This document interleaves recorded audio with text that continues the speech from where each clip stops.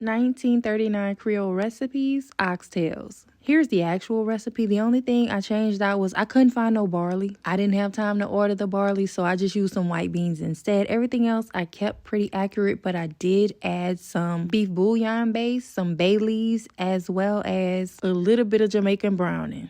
The recipe calls for lard. I'm using bacon grease. So I'm doing this out of order, but trust the process. And these were the best oxtails I ever had in my life. I was messing my makeup up eating it. So I sauteed the onion as well as the herbs and made that translucent, and then I browned the oxtails. I added half of the salt and pepper to the onions, and then I put the rest on top of the oxtails. After the oxtails are thoroughly browned, we're going to remove those and add the rest of the mirepoix, that is celery and carrots. I used a whole pack of cubed ham instead of one slice. Now I'm adding beef bouillon for those of y'all who like to come in my comments and be like, don't use water, use stock. Baby, when you use bouillon, your water turns into stock. Thanks for coming to my TED Talk. Then we're going to add the flour, and then we're going to add some boiling water. Now, the recipe called for 4 quarts. I only added 2 quarts. I want it to be thick, like a gravy, and not like a soup. It wasn't dark enough for me, so I came in with that browning. You can add you a couple of teaspoons of Creole seasoning if you choose. But at that point, we're going to go ahead and add those oxtails back. And this cooks best in a Dutch oven. I would suggest getting a Dutch oven.